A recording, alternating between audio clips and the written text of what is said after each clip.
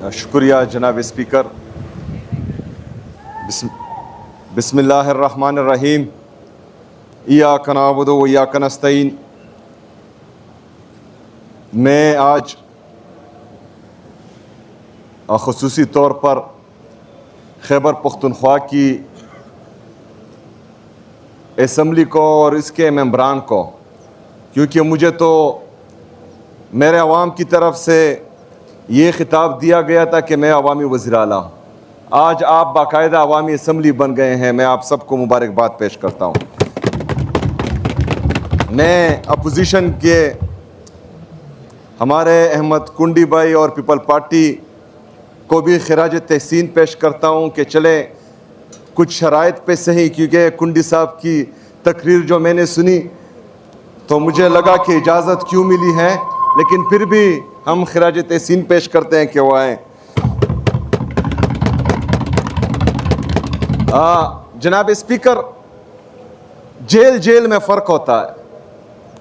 कोई 10 साल गुजारता है, कोई 30 साल गुजारता है, लेकिन करप्शन में जेल जाना और किसी ख़ास मकसद के लिए जेल जाना, इसमें बहुत बड़ा फ़र्क होता है। मैं आज बार बार सुन रहा हूँ आईन पाकिस्तान की कि इसी महीने जो है वो आईन पाकिस्तान मुकम्मल हुआ था और मेजॉरिटी से, बल्कि यूनानिमसली पास हुआ था। हकीकत में जुल्फ़िकार अली भुट्टो साहब को हम खिराज तहसीन पेश करते हैं और ये बहुत बहुत बड़ा तोहफा था। लेकिन फिर दामाद और पोते ने कुछ तो 9 अप्रैल 2022 को इसको तबाह बर्बाद किया, लेकिन मुसलसल तरामीम करते करते ये कील ठोकते ठोकते 27वीं आईनी तरमीम पर जो है इसके ताबूत में सारे कील ठोक दिए और अभी जो है ये आईन दफन हो चुका है और ये भी इनके मरहूने मिन्नत है मुसलसल। जनाब स्पीकर, आज खुसूसी तौर पर मैं ये अवामी असम्बली इसलिए लगाना चाह रहा था ताकि दुनिया को हम दिखा सके कि आज कुंडी साहब, क्योंकि ये हमेशा इस तरह बातें नहीं करते, ये बहुत अच्छी बातें करते हैं, लेकिन आज यहाँ आए तो कुछ कुछ बातें जो हैं किसी और की है। मैं बताना चाहता हूँ, मैं पूरी दुनिया को ये दिखाना चाहता हूँ और मैं दिखाता भी आ रहा हूँ 5 महीने से कि जब मेरा नाम आया, आप सब ने देखा कि कुछ लोग इस्लामाबाद से आए, पेशावर में प्रेस कॉन्फ्रेंसेस की, गलत इल्जामात लगाए जिनका कोई काम ही नहीं बनता। उन्होंने मुझे दहशतगर्द कहा, मुझे स्मगलर कहा। ये मेरी तौहीन नहीं थी, ये आप सब की तौहीन थी, ये पूरी असम्बली की तौहीन थी, ये हर मुंतखब नुमाइंदे की तौहीन थी। लेकिन हमने बर्दाश्त किया, हमने रिएक्ट नहीं किया, हमने गैर आईनी गैर कानूनी काम नहीं किया। उसके बावजूद भी हम आईन और कानून को फॉलो करते रहे। मैं जमहूरी था, जमहूरी हूं और जमहूरी रहूंगा। इसलिए मैंने बाकायदा जिनको आज ये क्रेडिट दे रहे हैं उनको बाकायदा टेलीफोन पर बताया कि ये मेरा हक है कि मैं अपने लीडर से मिलूं, अपने कायद से मिलूं, जनाब इमरान अहमद खान नियाजी साहब से मिलूं।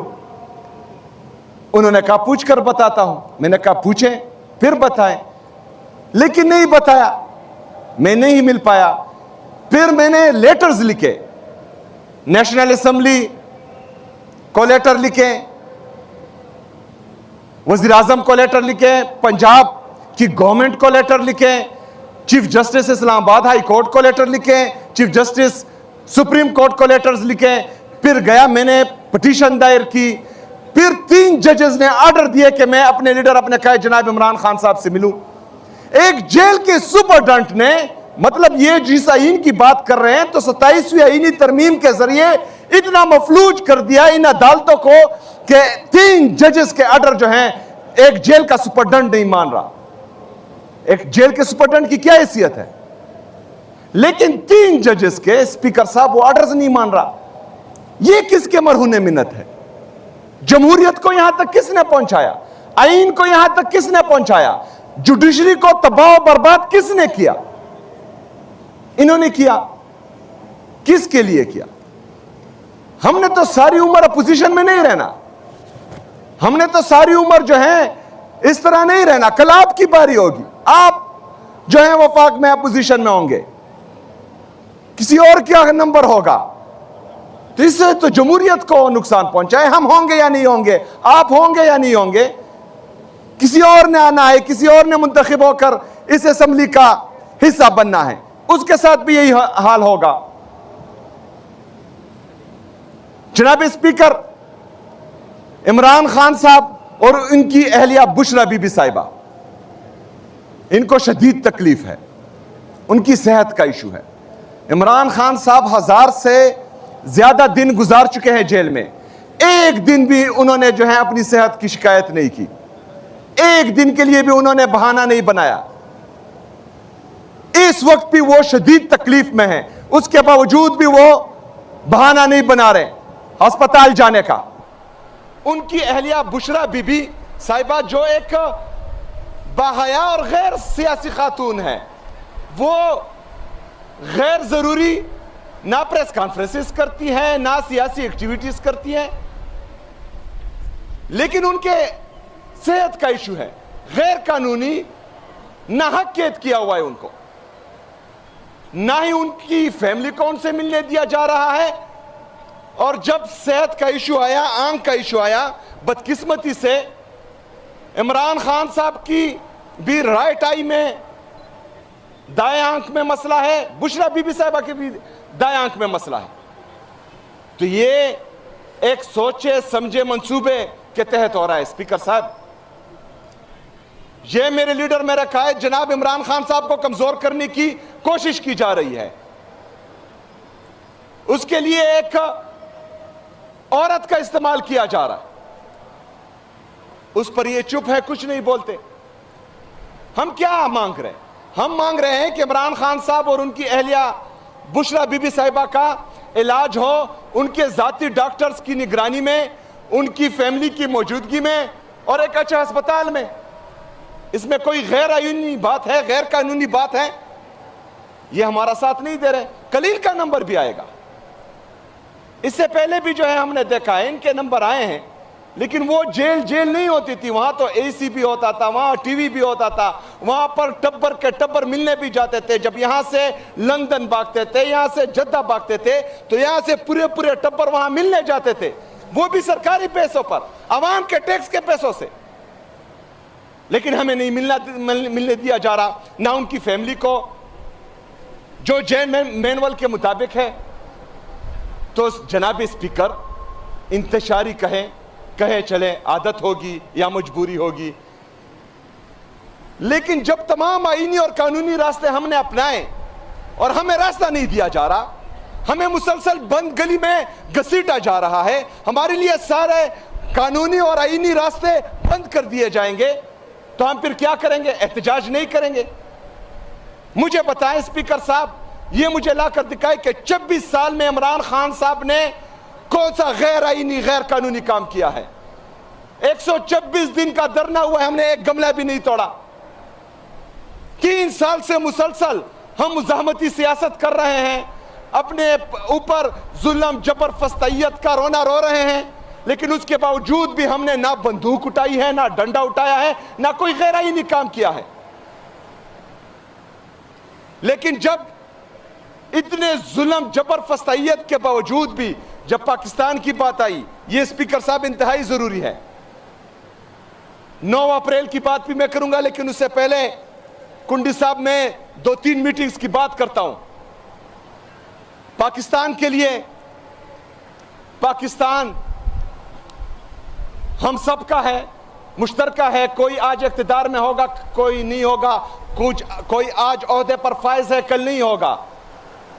लेकिन जब क्राइसिस आए, जनाब स्पीकर, मैं अपना पॉलिटिकल कैपिटल एट स्टेक करके जो है वफाकी हुकूमत की मीटिंग्स में गया, और वहां पर मैंने बोला, इनका प्रेसिडेंट भी मौजूद था, इनका जाली वज़ीर आज़म भी मौजूद था, बाकी लोग भी मौजूद थे।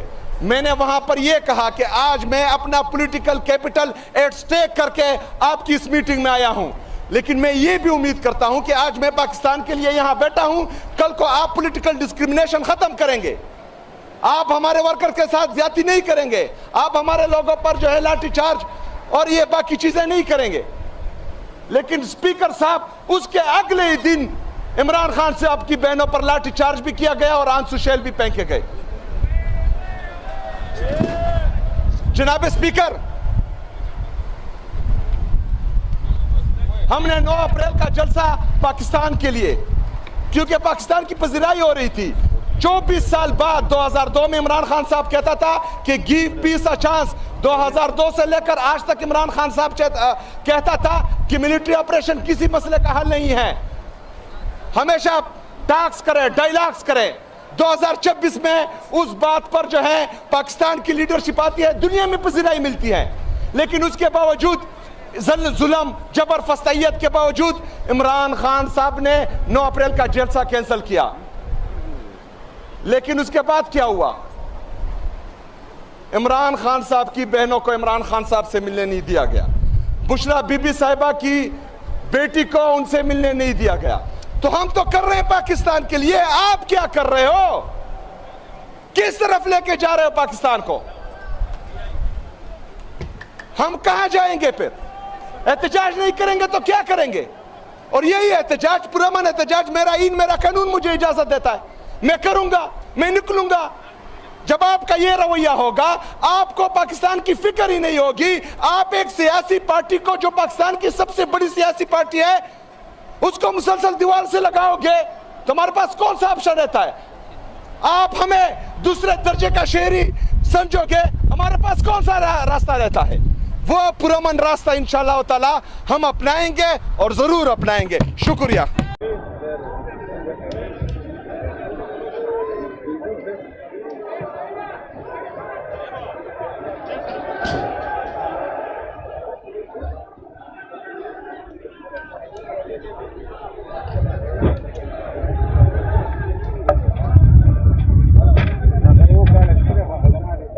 जरण